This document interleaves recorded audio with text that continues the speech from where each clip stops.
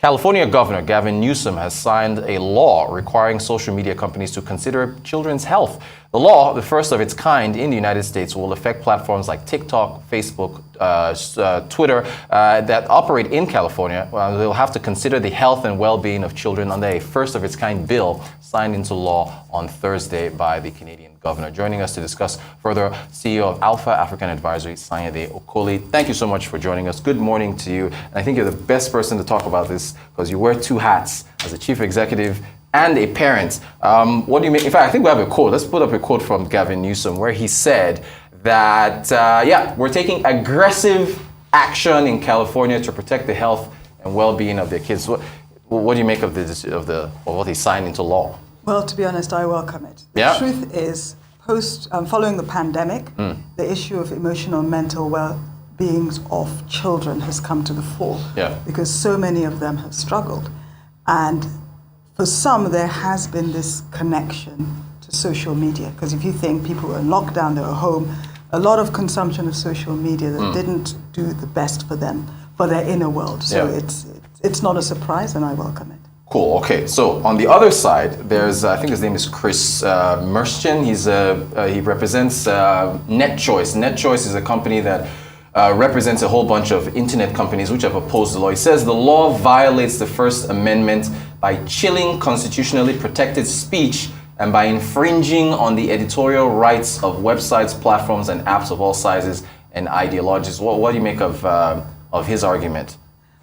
I don't agree with it. You don't? Okay. The First Amendment says free speech, right? Yep. But it's like somebody coming into your home. Fine, they can have free speech, but you can choose whether they have free speech in your home or not. Yes. And just because you choose to have free speech does not mean I am obligated to listen to what you have to say. So this is about putting some kind of filter for what our children are consuming. And the truth is, we don't just have children under a certain age drink alcohol or children under a certain age smoking cigarettes. Right. So why do we think that we should take no care to what they're consuming in their insides? Okay. I get what you're saying. Okay, so essentially, and the next issue that to point out here, let's put up this quote again from Gavin Newsom, and then we'll put back the quote. Okay, yeah. So here is the age appropriate. Let's go through this now. So social media platforms must study products and features to be assessed by minors before release. And just for our viewers, this takes effect July of 2024. So they are giving the platforms some time to be able to adjust to this. They need to craft privacy policies in language that kids can understand. I think that's very interesting. I'll get your thoughts on that. They say geolocation tracking is banned unless minors are notified, and then there's a $7,500 fine per impacted child if the act is violated. So what do you think of those measures there? So with the different stories you've just mentioned, right, I see a common theme, and that is responsibility. Companies having to take responsibility for the quality of their products and how it actually affects the consumers of their product.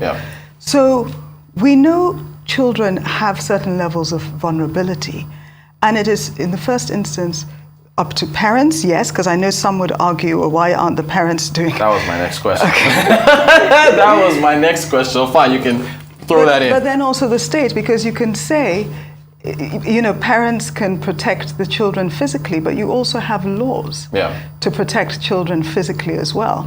And just because we do not see mental and emotional health, but we see the body, doesn't mean we shouldn't take the due care of our inner world, because we all live from that space. Right. So, as I said, I welcome the law. You welcome the law. Do you think it's this, because this is first of its kind, California is making this first step, you think other states, you think it might, It's difficult to say, because I know that California, they can be quite bold with some of their laws. I've come to understand. But what I do know is that obviously if the companies are forced to to refine their product to be able to comply with the laws of California, they're hardly unlikely to have one product for California and another product for everything else. So it essentially raises the floor of their products. Cool.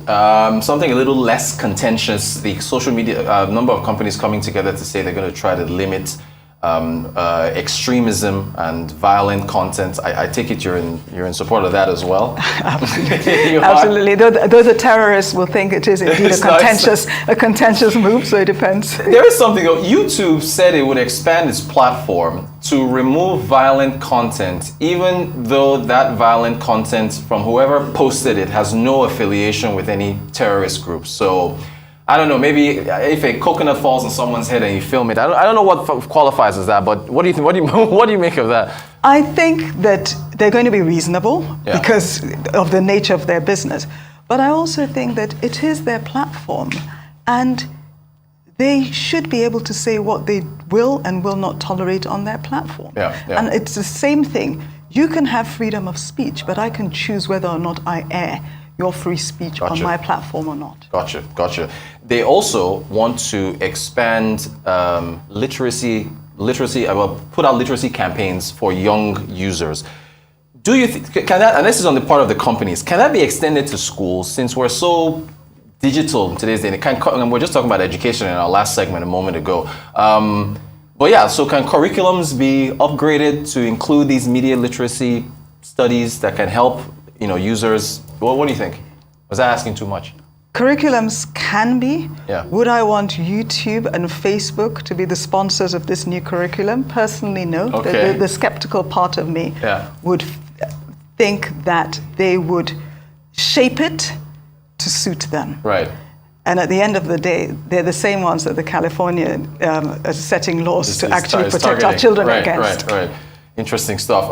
Okay, I also want to get to the European Union and this new Cybersecurity Act. It's a draft act. Let's put it up. I think we have it up, where they are saying that essentially the companies have to be responsible for smart devices, and it's almost any device connected to the internet must be assessed for cybersecurity risks. And then, the EU, they're good on fines. I mean, 15 million euros or 2.5% total global turnover. What do you make of this draft? So remember, the fines are up to. Right. So they're not absolute. Again, I'm giving them the benefit of the doubt that they're going to be reasonable. And part of it is, first of all, it's going to be, it will come online, so to speak, in about 2 years.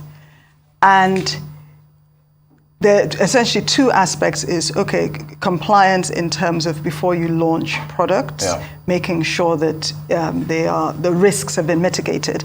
But then when risks are identified, correcting them very quickly.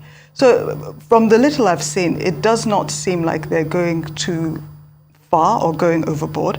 And we've got to remember, so here's an interesting thing. Last week we were speaking about cars, the automated cars. Right. And you asked whether or not I posted it on my Instagram, and somebody commented, "It's like, what if it's hacked?" Oh, good question. Right. So these cybersecurity risks are very real, and you can have these devices in your home, and you want to know they're safe, just as the same way you want to know the toys that you're playing with are safe, or even the non-internet related products that we take. We want to make sure that our vacuum cleaner is not going to turn around and chase us. Right. So these are real risks, and they must be addressed. And so I guess it looks like it's a sign of the times, because do you think, again, the EU is pushing forward with this, whether or not other climes adopt it, putting their responsibility on these companies? The more digital we get and the more we advance, are we going to see possibly more of this on other continents? Absolutely. My view is that as new risks emerge, new frameworks will have to be developed to ensure that we are mitigating those risks. I remember last week when I asked you about the robots, you said just unplug.